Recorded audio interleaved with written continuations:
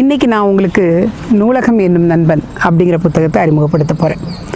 இந்த புத்தகத்தை எஸ்.ஏ. முத்துபாரதி அவர்கள் எழுதியிருக்காங்க. எஸ்.ஏ. முத்துபாரதி நிறைய புத்தகங்கள் வெளியிட்டிருக்காரு. ஆனால் அவர் நூலகத்தை பற்றி அழகாக இந்த புத்தகத்தில் சொல்லியிருக்காரு. நூலகத்தை ஒரு நண்பன்னு சொல்கிறாரு. ஒரு நண்பன் இருந்தால் நம்மளுடைய மனக்கவலைகள்லாம் தீரும்னு சொல்லுவாங்க. அதே மாதிரி 100 நண்பர்களுக்கு சமம் ஒரு புத்தகம்னு சொல்லுவாங்க. அவ்வளோ அழகான விஷயங்களை இதில் சொல்லியிருக்காரு. இந்த புத்தகத்தில் முதல்ல அவர் நிறைய தலைவர்கள் சொன்ன விஷயங்களையெல்லாம் அவர் சொல்கிறாரு.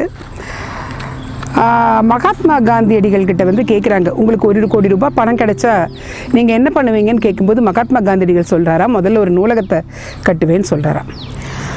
அதே மாதிரி ஒரு 3 நாள் மும்பைக்கு அறிஞர் அண்ணா அவர்கள் காரில் பயணம் போகிறாங்க.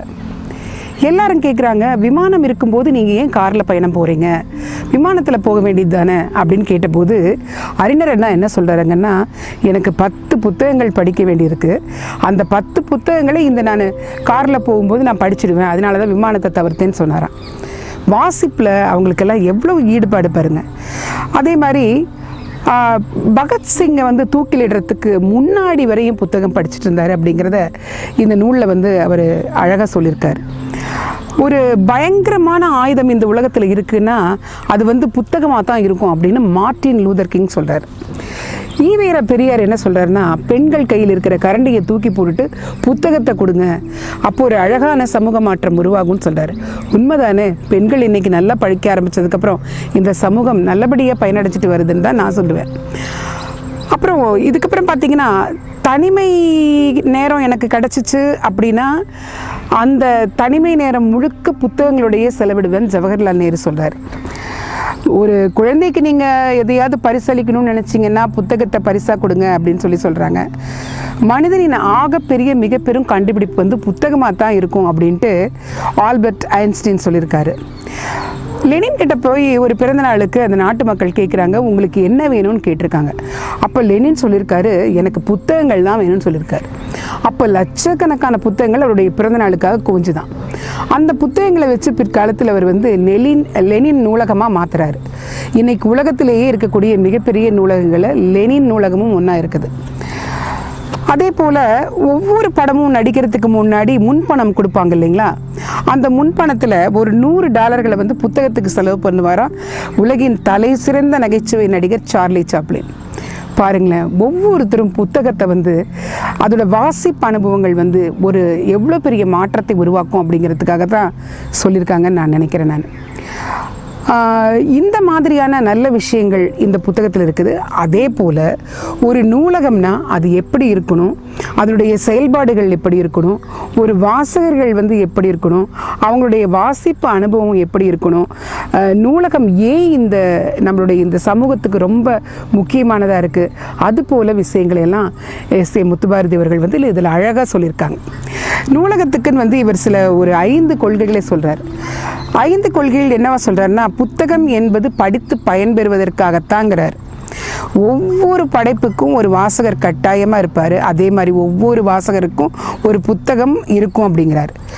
வாசகர்களின் நேரத்தை மதிக்கணும் அப்படிங்கிறார். ஏன்னா வாசகர்கள் ஒரு நூலகத்தில் படிக்கிறாங்கன்னா அவங்களுடைய நேரத்தை மதிக்கணும் அப்படிங்கிறார். அதே மாதிரி நூலகம் வளர்ந்துட்டே போயிட்டு இருக்கக்கூடிய ஒரு மிகப்பெரிய அமைப்பு அப்படின்னு சொல்கிறார். ஒரு வாசகர் ஒரு நூலகத்தில் போய் ஒரு புத்தகத்தை எடுக்கிறாரு அப்படின்னா அந்த நூலகத்தில் நூலகராக இருக்கக்கூடியவர்கள்கிட்ட வெளிப்படையாக தனக்கு என்ன மாதிரியான புத்தகங்கள் வேண்டும், தனக்கு எதில் ரொம்ப ஆர்வம், இலக்கியமா, ஆன்மீகமா, சமூக சிந்தனையா, இல்லை தேர்வுகள் எழுத வேண்டிய புத்தகங்களா அப்படிங்கிறத வாய் விட்டு சொல்லி அவர்களிடத்தில் கேட்டு அந்த நேரத்தை மிச்சப்படுத்தி, ஏன்னா நிறைய பேர் நூலகத்துக்கு போனால் அவங்களுடைய நேரங்கள் புத்தகத்தை தேடி கண்டுபிடிப்பதிலேயே செலவாயிடுது. அதனால அந்த மாதிரி இதெல்லாம் தவிர்க்கிறதுக்காக நூலகர்கள்கிட்ட பேசி நூலகர்கள் பார்த்திங்கன்னா அவங்க பின் கையில் வச்சுட்டு இருக்கிற மாதிரி அழகாக எந்த புத்தகம் எங்கே இருக்குன்னு சொல்லிடுவாங்க அப்படிங்கிறார். அப்போது அந்த நூலகரும் அதற்கான அறிவையும் வளர்த்துக்கணும் அப்படிங்கிறது இதில் குறிப்பிடுறார். மெயினாக இவர் சொல்கிறாரு, நம்மளுடைய உலக பொதுமறையாம் திருக்குறளில் முதல் குறள் ஆங்கிற எழுத்து உலகத்துக்கெல்லாம் எப்படி இந்த உயிர் எழுத்துக்களுக்கெல்லாம் எப்படி முதல் எழுத்தாக இருக்கோ அது போல் இந்த உலகத்துக்கு ஆதிபகவன் முதற்றேன்னு சொன்னது மாதிரி 2வது திருக்குறள் திருக்குறள்லேயே வள்ளுவர் என்ன சொல்கிறாருன்னா, கற்றதனால் ஆய பயன் என்கொள் வாளறிவன் நற்றா தொலாயினேன்னு சொல்கிறார். அப்போது கற்றுக்கொள்வது அப்படிங்கிறது பார்த்தீங்கன்னா வாசித்தலுக்குள்ளே வந்துடும். இரண்டாவது திருக்குறள்லையே வாசிப்புனால நம்ம அடைஞ்ச பயன் என்ன அப்படிங்கிறத வள்ளுவர் அழகாக சொல்கிறார்.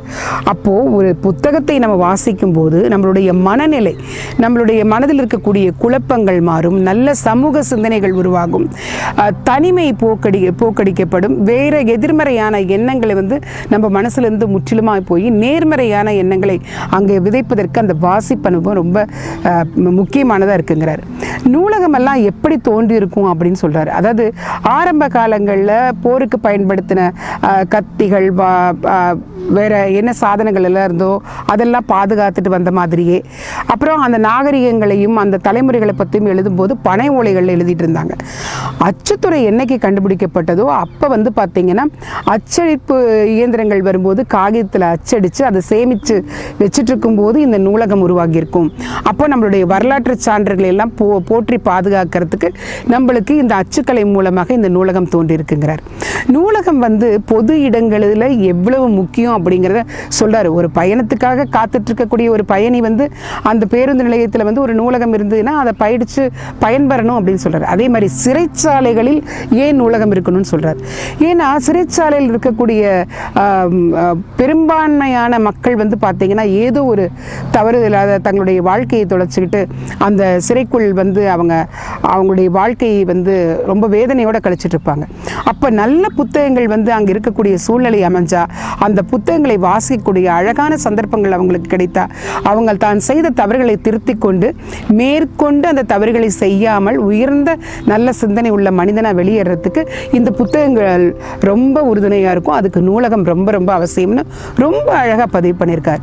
எனக்கு ரொம்ப பிடிச்ச விஷயம், ஏன்னா ஒரு புத்தக வாசிப்பு நம்மளை எந்த அளவுக்கு செம்மையாக்கும், தனிமையை முக்கியமாக போக்கிடும்.